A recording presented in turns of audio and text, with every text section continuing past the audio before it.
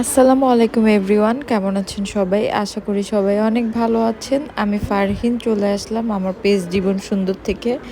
এই তো আমি সকাল সকাল বের হয়ে স্কুল থেকে সাফাকে নিতে এসেছি, আর দেখছি দেয়ালের মধ্যে বাচ্চারা অনেক কিছু লেখালেখি করছে। স্বাধীনতা 2024, শিক্ষার সংস্কার চাই। তারপরে এখানে একটা বাংলাদেশের জাতীয় পতাকা আঁকছে ওরা, দেখে খুবই ভালো লাগছে। এটা আমি একটু স্কুলটা পুরাটা আপনাদের সাথে দেখাচ্ছি। বাসায় চলে যাব, লেট করব না, রান্না বাড়া করা বাকি আছে। এই তো বাসায় এসেই আমি ড্রেস চেঞ্জ করে শুরু করে দিলাম। এখানে আমি একটি ফ্রাই প্যান ধুয়ে নিচ্ছি, আমি রান্নার জন্য প্রস্তুতি নিচ্ছি। আপনাদের কার কী অবস্থা আপুরা ভাইয়ারা এই মুহূর্তে যারা আমার ভিডিওটি দেখছেন? যদি আমার ভিডিওটি আপনাদের ভালো লেগে থাকে তাহলে অবশ্যই লাইক দিবেন, আর কমেন্টস করবেন, শেয়ার করবেন, আর আমার চ্যানেলটি অবশ্যই সাবস্ক্রাইব করতে ভুলবেন না। আপনারা যত বেশি লাইক দিবেন আমার ভিডিওটি তত বেশি ভাইরাল হবে। এর জন্য অবশ্যই আপনাদের কাছে আমি এতটুকু এক্সপেক্ট করি যে আপনারা আমার ভিডিওতে লাইক দিবেন, কমেন্টস করবেন, শেয়ার করবেন এবং চ্যানেল সাবস্ক্রাইব করবেন। এখানে আমি চিকেন আর মাছ ভিজিয়ে দিয়েছি।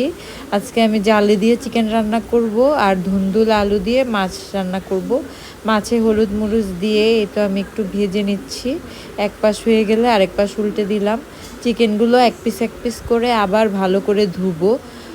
এই তো হলুদ মরিচ আর লবণ দিয়ে ভালোভাবে মেখে চিকেনগুলোকেও একটু শক্ত করে একটা ভাজা দিয়ে নিব। আমার মেয়েরা এভাবে চিকেন রান্না অনেক পছন্দ করে, এর জন্য আমি ফার্মের মুরগিটা আসলে সব সময় এভাবে ভেজেই রান্না করি। যখন এরকম লাল লাল হয়ে যাবে এক পাশ, তখন উল্টে দিব এবং ওই পাশটাও যখন হয়ে যাবে আমি এগুলোকে একে একে সব নামিয়ে নিব। এই তো আমার ভাজা হয়ে গেছে। এখন একটি পাত্রে আমি কিছু এলাচ, দারচিনি, লং দিয়ে হালকা টেলে নিলাম এবং তেল, পেঁয়াজ দিয়ে দিচ্ছি। এখন এর মধ্যে আমি আগে থেকে কিছু আদা রসুন নিয়ে রেখেছিলাম, এগুলো দিয়ে দিচ্ছি। পরিমাণ মতো দিবেন, আপনারা যে যতটুকু রান্না করবেন ওই অনুযায়ী দিবেন। এখানে হলুদ মরিচ, ধনিয়া, জিরা, তারপর হচ্ছে গরম মশলা পাউডার সব কিছু দিয়ে ভালো করে নেড়ে সামান্য পরিমাণে একটু পানি দিয়ে দিলাম। এখন এটা ভালো করে কষিয়ে নেব এবং ভেজে রাখা মাংসগুলোকে দিয়ে দিচ্ছি। এগুলো ভালো করে আমি নেড়ে চেড়ে দিচ্ছি যেন মশলাগুলো মাংসের সাথে লেগে যায়, এবং একটু কষানো হয়ে গেলে আমি ধুয়ে রাখা জালিগুলো দিয়ে দিব। আমি আসলে মুরগির মাংসের সাথে এভাবে জালি কেটে দেই না, আমি আলুর মতোই করে কেটে দিই। কিন্তু আমার হেল্পিং হ্যান্ড রুবি আপা উনি বুঝতে পারেনি, উনি ভেবেছে আমি সবজি রান্না করব, এর জন্য জালিটা এভাবে কেটেছে।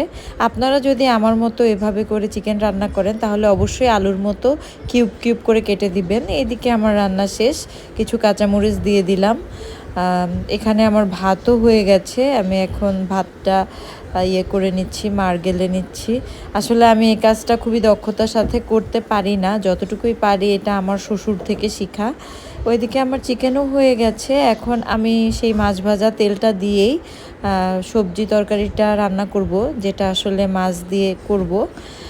এতে এখানে তেল গরম করে পেঁয়াজটা একটু ভাজাভাজি করে আমি মরিচ পাউডার, হলুদ দিয়ে অল্প একটু পানি দিয়ে কষিয়ে নিলাম এবং আলুগুলো দিয়ে দিচ্ছি।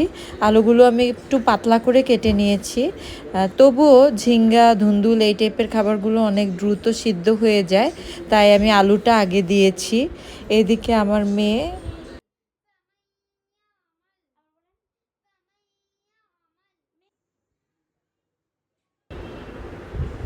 যখন ওকে আরবি পড়তে দেখে অনেক ভালো লাগে, আর ছোটোজন এখানে টিভি দেখছে। এই তো আমার আলুগুলো কষানো হয়ে গেছে, এখন এই সময় আমি ধুন্দুলগুলো দিয়ে দিলাম, দিয়ে ভালো করে নেড়ে দিচ্ছি। এই মুহূর্তে যারা আমার ভিডিওটি দেখছেন কাইন্ডলি আমার চ্যানেলটিতে একটি লাইক দিবেন এবং আমার চ্যানেলটি সাবস্ক্রাইব করবেন এবং লাইক কমেন্টস করবেন। এই তো আমার ধুন্দুলটা একটু কষানোর পর আমি এটার উপর থেকে যে পানিটা বেরোচ্ছে এর মধ্যে ভাজা মাছগুলো দিয়ে দিলাম এবং ভালো করে নেড়ে কিছু কাঁচামরিচ দিয়ে দিব, কারণ ধুন্দুল তরকারি হতে বেশি সময় লাগে না। আপনারা বলুন তো, জমিন আর রুই দিয়ে যে কোনো একটা ছেলের নাম অথবা মেয়ের নাম হয়, বলুন উভয়ই নামই হয়, বলুন তো কি হতে পারে? এদিকে আমার রান্না শেষ, আর আমার বড় মেয়ে আলু দিয়ে কিভাবে চিপস বানাতে হয় ইউটিউবে সে দেখেছে। দেখুন আস্তে আস্তে ও কাটছে, আমি ভিডিও করছি। এটা হলো আমার বড় মেয়ে সাফা। অনেক সময় অনেক কিছু করতে চেষ্টা করে, আমাকে বানিয়ে খাওয়ায়, নিজে খায়, বা এইসব কাজ করতেও লাইক করে। তাই আমি ওকে আর বকা দিই না, মাঝে মাঝে একটু করতে দিই। কিন্তু একটু ভয় লাগে কখন হাত কেটে যায়, তেল গরম তেল চুলার কাছে দিতে একটু ভয় লাগে। এই আজকের মতো এতটুকুই, সবাই ভালো থাকবেন, আসসালামু